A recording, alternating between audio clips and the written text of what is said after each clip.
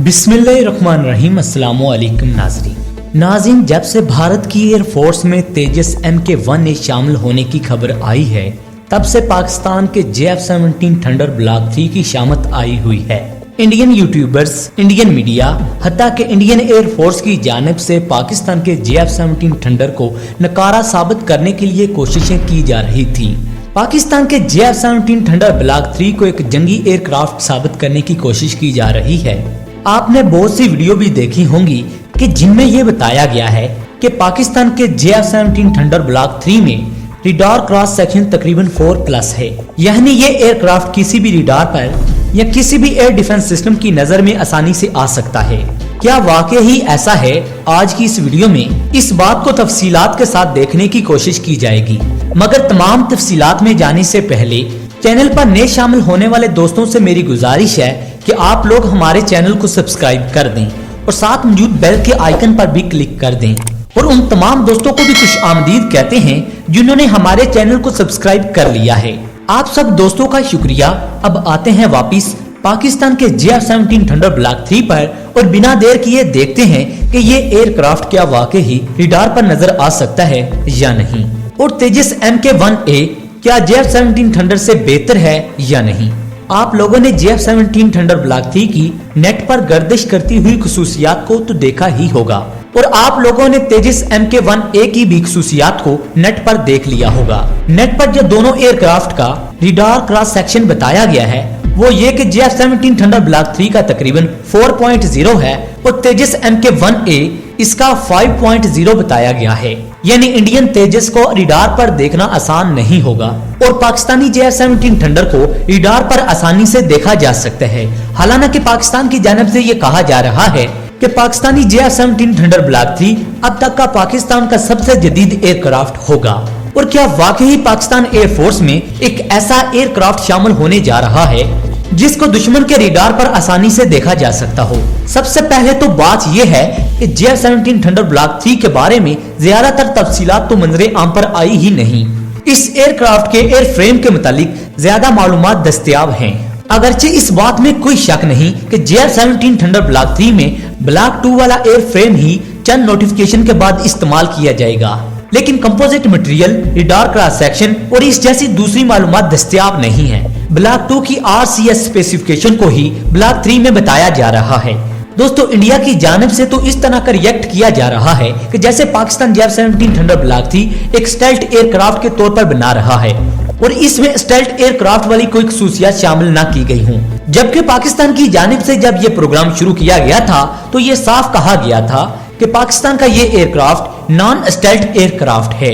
इसमें मेटल और composite material को मुश्तरका तौर पर इस्तेमाल किया जाएगा, लेकिन ये एयरक्राफ्ट स्टेल्थ एयरक्राफ्ट नहीं होगा। स्टेल्थ टेक्नोलॉजी एक शानदार टेक्नोलॉजी है और पाकिस्तान को भी स्टेल्थ टेक्नोलॉजी की जरूरत थी, तो पाकिस्तान ने प्रोजेक्ट अज़म के तहत अपना 5वीं नस्ल का लड़ाका तैयारा बनाने का ऐलान किया था, यानी JF-17 थंडर सीरीज के तमाम एयरक्राफ्ट नॉन स्टेल्थ एयरक्राफ्ट हैं, जैसा कि F-16 और दूसरे एयरक्राफ्ट भी नॉन स्टेल्थ एयरक्राफ्ट हैं। दोस्तों, पाकिस्तान के JF-17 थंडर ब्लॉक 3 के बारे में पूरी दुनिया जानती है और पूरी दुनिया का मीडिया इसको बता रहा है। दोस्तों, इस एयरक्राफ्ट के रिडार क्रॉस सेक्शन को कम किया जा रहा है, जिसके मुख्तलिफ तरीके हैं। इनको लेकर इस एयरक्राफ्ट पर अप्लाई किया जाएगा। चाइना की जानिब से यह कहा गया था कि जब JF-17 थंडर ब्लॉक 3 बनकर सामने आएगा, इसमें बहुत सी खुसूसियात J-20 की होंगी। चाइना और पाकिस्तान की जानिब से यह कभी भी नहीं कहा गया J-20 स्टेल्थ टेक्नोलॉजी रखता है और ब्लॉक 3 भी रखता होगा, मगर इस एयरक्राफ्ट के रिडार क्रॉस सेक्शन को कम करने की कोशिश भी की जा रही थी। इसलिए इस पर ऐसा मटेरियल अप्लाई किया जा रहा है जिससे इस एयरक्राफ्ट को अपने पहले वाले वेरिएंट की निस्बत रिडार पर देखना आसान नहीं होगा। और कुछ खबरें इस तरह की भी आ रही हैं कि इस एयरक्राफ्ट पर पेंट अप्लाई किया जाएगा जो कि रिडार के क्रॉस सेक्शन को कम करने में मदद दे सकता है। पाकिस्तान का JF-17 थंडर ब्लॉक 3 रिडार पर नजर आता है या नहीं, ये तो इसके आने के बाद ही पता चलेगा। इंडिया का तेजस MK-1A वाकई ही 0.5 होगा, ये भी इसके आने के बाद ही पता चलेगा। लेकिन दोस्तों, पाकिस्तान की जानिब से अपने एयरक्राफ्ट को कभी भी स्टेल्थ एयरक्राफ्ट नहीं कहा गया, जबकि भारत की जानिब से अपने तेजस MK-1A को स्टेल्थ एयरक्राफ्ट कहा जा रहा है और इंडियन मीडिया इसको इस वक्त बाकायदा स्टेल्थ एयरक्राफ्ट के तौर पर पेश कर रहा है। कुछ खबरों में तो ये भी कहा गया है कि ये एयरक्राफ्ट पाकिस्तान की मुकम्मल एयरफोर्स को लिपेटने की सलाहियत रखता होगा। दोस्तों जरा सोचिए कि भारत का जो वाकई स्टेल्थ एयरक्राफ्ट है के बारे में भारत फिर क्या बताएगा। फिर भारत की जानिब से यह भी कहा जाएगा कि भारत का ये स्टेल्थ एयरक्राफ्ट अमेरिकी F-35 से भी बेहतर है। बहरहाल भारतीय मीडिया का ये एक पुराना रवैया है जो अपनी आवाम को गुमराह करता रहता है और भारतीय आवाम भी झूठी बातों में आ जाती है। लेकिन सच तो ये है कि भारत का तेजस MK-1A ना तो स्टेल्थ टेक्नोलॉजी का हामिल है और ना ही पाकिस्तान का JF-17 थंडर ब्लॉक 3।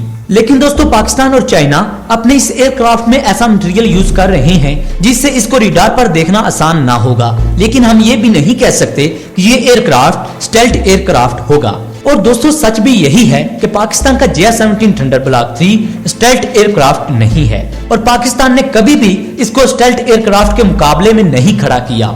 आज की इस अपडेट्स में इतना ही। मजीद इस तरह की इंफॉर्मेटिव वीडियो देखने के लिए हमारे चैनल के साथ जुड़े रहें। और दोस्तों कमेंट बॉक्स में बताइएगा कि क्या इंडिया का वाकई ही तेजस MK-1 स्टेल्थ एयरक्राफ्ट है या नहीं। अगली वीडियो तक इजाजत चाहूंगा, तब तक के लिए अपना और अपने प्यारों का ख्याल रखिएगा। अल्लाह निगहबान।